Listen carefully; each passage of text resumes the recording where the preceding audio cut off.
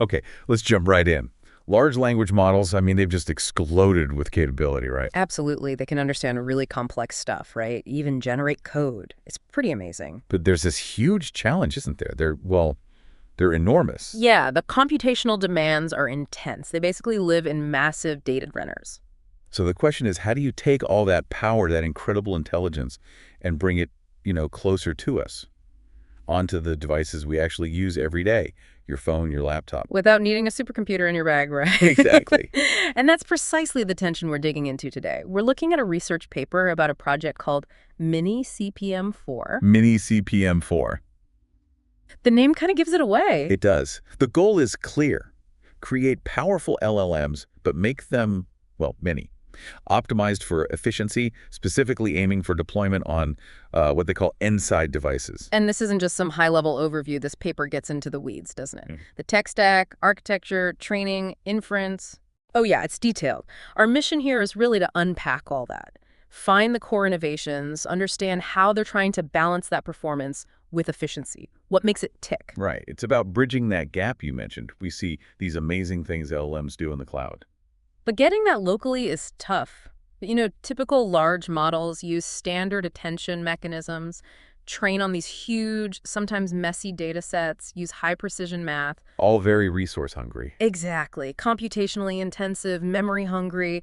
Trying to cram that onto a phone, it's just not practical with today's hardware. So MiniCPM4 is essentially promising, hey, we can get you strong results, maybe even comparable to bigger models, but way more efficiently. That's the core promise. Strong capabilities, but with a big boost in efficiency so you can actually run it outside the data center. Okay, so let's get into the how. How do they build this thing? Starting right at the foundation, the architecture, the training approach, what's a key innovation there? One of the biggest things they focus on is attention. They introduced something called trainable sparse attention. It's part of their NFLLM v2 architecture. Okay, sparse attention. That's about tackling the cost of standard attention for really long texts, right? Where every word looks at every other word. That's the core problem. Standard self-attention scales quadratically. It gets incredibly slow and memory intensive as the sequence length grows. Which hinders things like, say, understanding a whole document or doing deep reasoning over lots of text. Precisely. Sparse attention tries to fix that by having tokens only attend to a smaller, relevant subset of other tokens. NFLLM v2 is their specific take on this. And they designed it for? Crucially, it's designed to accelerate both the initial processing of the input, what they call pre-filling, and the generation of the output token by token, which is the decoding part. Speeding up both sounds vital if you want something responsive on a device.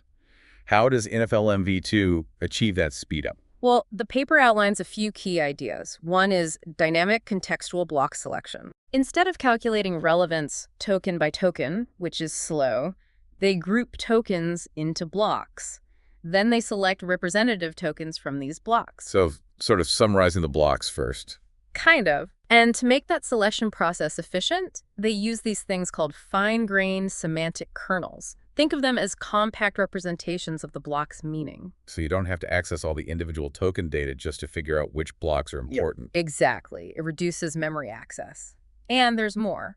Within groups of query heads, the parts doing the asking in attention, they share key value blocks. Reducing redundancy, more efficiency. Right. Another layer. They also mentioned tackling a specific bottleneck with top K selection in long contexts. Top K, selecting the top K most relevant things. Yes. In sparse attention, you often do that. Yeah. But calculating the normalization part, specifically something called log sum x or LSE, can be computationally heavy when you combine top K with very long sequences. Okay, so how do they address that? They developed an efficient approximation method for this LSE calculation. It uses coarser-grained semantic kernels representing bigger chunks to speed it up. It's like an intelligent shortcut. A smart trade-off for speed. Yeah. But you said this sparse attention is trainable. How does that work if steps like top K selection aren't, directly differentiable for training? Yeah, that's a really neat technical point. You can't just backpropagate through a hard top K selection easily. Right. So their trick involves how they create those semantic kernels. They use mean pooling. It's simple, and it keeps the kernels semantically linked to the underlying token-level key vectors. Okay. This means they can indirectly optimize the kernels by training the token-level key vectors, which are trainable via standard methods. So the learning signal flows through the token vectors to influence the kernel selection, even without direct gradients on the selection itself. Exactly. And what's clever is that this method doesn't really add overhead for shorter texts where you might not even need the sparse attention, so it's flexible. That's quite a deep dive into the architecture itself. But structure isn't everything, right? The paper really emphasizes data quality, too. Oh, absolutely. Data is fundamental. You can have the fanciest architecture, but if you feed it garbage, well, garbage in, garbage out. Still true. The paper argues strongly that just scraping the whole internet gives you scale, but the quality is inconsistent, and it often lacks the kind of complex reasoning examples you need. So they develop their own data strategies. Yep. Two main ones, Ultra Clean for the pre-training data and UltraChat v2 for the fine-tuning stage. Okay, let's take Ultra Clean first. This is about cleaning up massive web data sets. Right. To produce what they call ultra-fine web. Their innovation here is an efficient, iterative cleaning strategy. One big challenge in data cleaning is knowing if your filtering actually improves the final model. And checking that usually means training a model, which is Super expensive. Yeah. So they developed a way to quickly estimate the impact of a batch of filtered data on downstream performance, but at a minimal cost. It lets them iterate fast on their filtering rules. How do they do that estimation cheaply? The paper doesn't go into extreme detail on the exact estimation method, but the key is that it's much cheaper than full training runs. This rapid feedback loop lets them optimize which positive and negative examples to use for training their data classifier, focusing on samples that actually make a difference to the LLM's quality. That sounds way more practical than the old filter, train, evaluate, repeat cycle. Massively. And they contrast their approach with using, say, a powerful LLM as the data classifier itself. That can work, but it's very slow and costly. Right. They opted for a fast text-based classifier. They give this striking comparison. Filtering 15 trillion tokens might take 6,000 GPU hours with an LLM classifier, their fast text approach, under 1,000 CPU hours. Wow, CPU hours versus GPU hours. That's a huge difference in cost and accessibility. Huge, just for the data prep stage. And how do they pick the initial seed data to train this efficient classifier? They balance two things. First, finding knowledge-dense content using their filtering process on web data. Second, ensuring diversity by manually curating high-quality examples from specific domains, math, coding, science, think textbooks, or expert forums. Okay, so that cleans the massive pre-training data. What about UltraChat v2? That sounds more focused on conversational abilities. It is. UltraChat v2 is their strategy for generating high-quality, supervised fine-tuning, or SFT data. But the key focus here is building reasoning capabilities. Going beyond simple instruction following. Exactly. A lot of SFT datasets are broad, but maybe a bit shallow. UltraChat v2 prioritizes creating multi-turn dialogues that really push the model dialogues requiring deep reasoning, maintaining context over several turns, tackling complex problems. How do you actually engineer data to force deeper reasoning? They use powerful expert models, likely larger LLMs, combined with really sophisticated prompt engineering. The idea is to craft scenarios and dialogue structures that inherently require things like multi-step inference, using common sense knowledge, or solving domain-specific puzzles. So they guide the generation process very carefully. Very carefully, starting with good seed examples, using optimized prompts, structuring the interactions logically. And quality control on the generated dialogues. Because generated data can sometimes go off the rails. Good point. They use a dual-stage filtering process. First, an automated check. Then a selective human review to really verify the accuracy, the logical consistency, the quality of the reasoning steps, and the final answers. And the claim is that fine-tuning on this kind of data significantly boosts the model's ability to reason. That's the argument, yes. More targeted than just general instruction tuning. So we have an efficient architecture, carefully curated data. The paper also mentions optimizing the actual training process itself, which is notoriously expensive. Right, using something called Model Tunnel v2. Experimenting with training configurations for huge LLMs, learning rates, batch sizes, all that costs a fortune in compute time. Trying out different settings takes ages. Exactly. Model Tunnel v2 is an improved version of their earlier work. It lets them efficiently search for the best pre-training setups by doing experiments on much smaller models first. And then transfer those findings to the big model. Precisely. They found ways to make this transfer reliable, so the optimal settings found on the small scale actually work well for the full-size model. It drastically cuts down the cost of finding good training strategies. The V2 apparently offers better search accuracy, too. Okay, that covers the foundation. Architecture, data, training optimization. Now, what happens after that initial big training run? Post-training steps, getting it ready for efficient inference on devices. Right. They mention SFT using UltraChat v2, which we just talked about, and also integrating reinforcement learning, or RL. RL for fine-tuning behavior. Yeah, often used to further align the model, make it follow instructions better, or improve performance on complex tasks that need more than just predicting the next word. But RL training has its own challenges, right? Especially the rollout part where the model generates text. It does. Generating long sequences during RL training can create load balancing problems. Some processes finish way faster than others. They tackle this with a load balance strategy they call chunkwise rollout. Chunkwise. So breaking long generations into smaller pieces. Exactly. Process the generation in chunks for more even workload distribution. But doesn't operating on incomplete chunks potentially mess up the RL training? Make it unstable? That's the risk. Yeah. So they develop specific techniques to keep the training stable with this chunk-wise approach. Things like important sampling applied at the chunk level, a dual-clip mechanism to prevent overly large, unstable policy updates. Okay. Using KL regularization, which helps keep the trained policy close to a reference, but with dynamic updates to that reference. And also a garble filter to try and catch and ignore corrupted or weird outputs that might pop up during chunked generation. So adapting RL to be more efficient without losing stability. Yeah. Clever. And then the final hurdle for devices, quantization, making the model smaller and faster. Correct. Quantization is absolutely critical for fitting these models onto hardware with limited memory and power. The paper introduces two techniques here, BitCPM4 and PGPTQ. BitCPM4 sounds like really low bit stuff. It is. It's their ternary LLM. Ternary means the weights can only be one of three values, usually something like major of 1, 0, or +1. Wow, just 3 values for each weight. That's extreme. How do you make a model work well like that? That's where their innovation lies. Unlike some other ternary models they mention, like BitNet2B, which apparently needed training from scratch on a massive dataset like 4 trillion tokens. 4 trillion. Yeah. MiniCPM4 uses what they call efficient quantization-aware training, or QAT, but crucially, they start from a well-trained, high-precision model checkpoint. So they leverage all the knowledge learned during the initial pre-training. They don't throw it away and start over. Exactly. They fine-tune the existing model to work with ternary weights, and this approach seems much more data efficient. How much more efficient? The paper states their BitCPM4 models, both the bright 5 billion and 1 billion parameter versions combined, only needed about 350 billion tokens for this QAT phase. Compare that to the 4 trillion for BitNet2B trained from scratch. That's less than 10% of the data for the quantization stage. And the results. Table 3 shows their BitCPM4 1B gets performance competitive with BitNet2B. It really highlights the effectiveness of their QAT strategies starting from a pre-trained model. A huge win for training efficiency if you want these super low-bit models. Okay, what about the other one, PGPTQ? PGPTQ. That's prefix-aware post-training quantization. This is applied after training is totally finished. PTQ is generally less computationally demanding than QAT. And it's specifically for end-side devices. What's the prefix-aware part about? Right. So on-device PTQ needs to quantize not just the weights, but also the activations, the values flowing through the network during inference.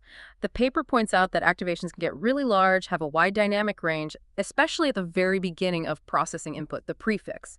Trying to quantize these large initial activation values accurately can be tricky and can hurt the model's performance. PGPTQ is designed specifically to improve the fidelity of this activation quantization, particularly for that initial prefix part, to maintain quality when running on device. So it tackles a known weakness in standard PTQ for activations. That seems to be the goal. Table 4 shows how it stacks up against other PTQ methods. It's about getting good quality quantization on device efficiently. All right, so they've got the efficient architecture, the high-quality data, the smart training, the advanced quantization. The last piece is making the actual inference, the running of the model, fast on limited hardware. Yep, you need optimized software for that. They develop CPM.cu, which is their own lightweight CUDA inference framework. It's tailored for MiniCPM4 and designed to run well on edge devices and consumer GPUs. What makes CPM.cu fast? Does it integrate the stuff we talked about? It does. It includes optimized kernels for their NFLM-Me2 sparse attention, and it also incorporates another technique they call FR spec. FR spec. Yeah. What's that one? Frequency ranked vocabulary construction and draft verification. It's an enhancement specifically for speculative sampling. Speculative sampling. Right. That's the technique where you use a small, fast draft model to predict tokens, and the main, larger model just verifies them quickly, speeds things up. Exactly. But they identified a bottleneck. Even with the small draft model, if the overall vocabulary size is large, which is common for better language handling, the final prediction step in the draft model can still be slow because it involves calculating probabilities over that entire large vocabulary. The final output layer is still large. Right. FRSpec tackles this. It uses frequency ranking somehow during vocabulary construction. The paper implies it's a plug-and-play fix to speed up that drafting stage without needing to retrain the model or change the architecture. Interesting. A specific optimization for speculative sampling. Yep. So CPM.cu bundles the sparse attention optimizations and this FR spec technique together. That's the idea, to get real-world speedups on hardware. The paper does show evaluations on things like the Jetson AGX Orin and consumer GPUs, demonstrating significant gains. Okay, so this whole integrated stack. Innovative architecture, great data pipelines, optimized training, advanced quantization, specialized inference code. What can it actually do? What applications does this enable on a device? The paper gives a couple of examples that leverage these strengths. One is trustworthy survey generation. Survey generation. Yeah. Sounds like it needs to understand long documents and synthesize info accurately. Absolutely. That long context capability from sparse attention and the reasoning focus from UltraChat v2 likely play a big role here. They even detail a specific training approach for this. Small-scale SFT, then RL with a progressive strategy, optimize chapter summaries first, then the whole survey. Complex task. Yeah. They mention challenges like designing good reward signals for the RL part, managing context, interacting with external knowledge sources efficiently. And the other application? Tool use using their Model Context Protocol, or MCP. This is about enabling the model to interact with external tools, APIs, calculators, search engines, whatever. Crucial for building agents. How do they train it for tool use? They build a specific data pipeline for it, generating examples of tool calls, generating questions requiring tool use, converting existing data sets. They even have a neat check where the client software uses a powerful model like Claude 4 to verify the quality and safety of the tools MiniCPM4 is allowed to access. Smart. A built-in quality check for the tools. Table 8 in the paper apparently shows how well it performs on tool use tasks. Right. It shows MiniCPM4 MCP's accuracy compared to others. It's really comprehensive, from the core tech right through to applications. So let's talk results. The bottom line. What numbers really stand out in their evaluations? The main evaluation table, Table 5, is pretty telling. Their MiniCPM4 paid Form 5B, that's the 500 million parameter model. Tiny by today's standards. Right. It's shown outperforming models twice its size, like Llama 3.21b and Gemma 3.1b on average across standard benchmark. Half the size, better average performance. That's impressive. And the bigger one, MiniCPM4 8b, it surpasses 12 billion and 14 billion parameter models like Gemma 3.12b and 5.4.14b. Again, smaller model punching above its weight. And maybe the most crucial point regarding efficiency.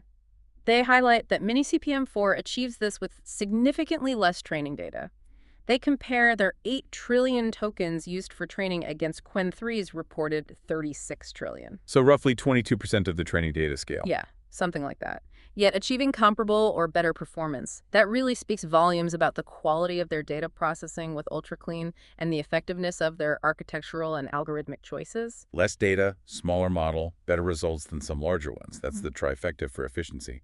What about the super low bit models, the BitCPM4 ones? Table 3 confirms what we discussed. BitCPM4 1B performs competitively with BitNet 2B, but needed way less data for its QAT phase thanks to starting from a pre-trained model.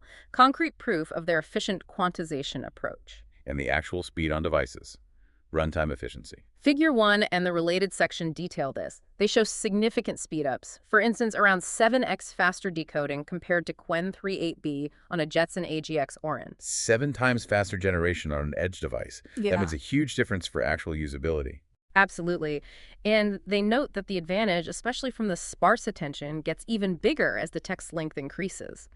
For long context tasks, the efficiency really shines compared to standard dense attention models. Okay, this has been incredibly insightful.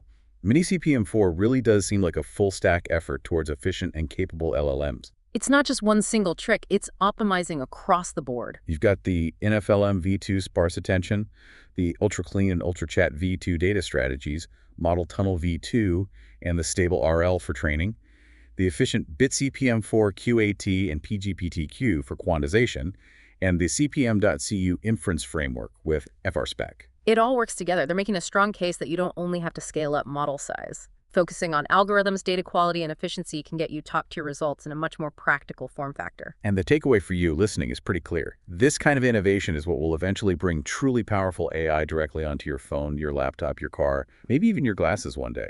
Lower latency, better privacy, because data might not need to leave the device. Offline capability. It opens up a lot of possibilities. It really feels like a crucial direction for the field. Balancing capability with practicality. So as we wrap up, here's the thought to leave you with. As LLMs keep evolving and the push for on-device AI intensifies, how do you think the balance will shift? Will the main focus stay on just building bigger and bigger models in the cloud? Or will these kinds of breakthroughs in algorithmic efficiency, data strategy, and hardware-aware design, the MiniCPM4 approach, become the real drivers of the most impactful and widely used AI systems in the future?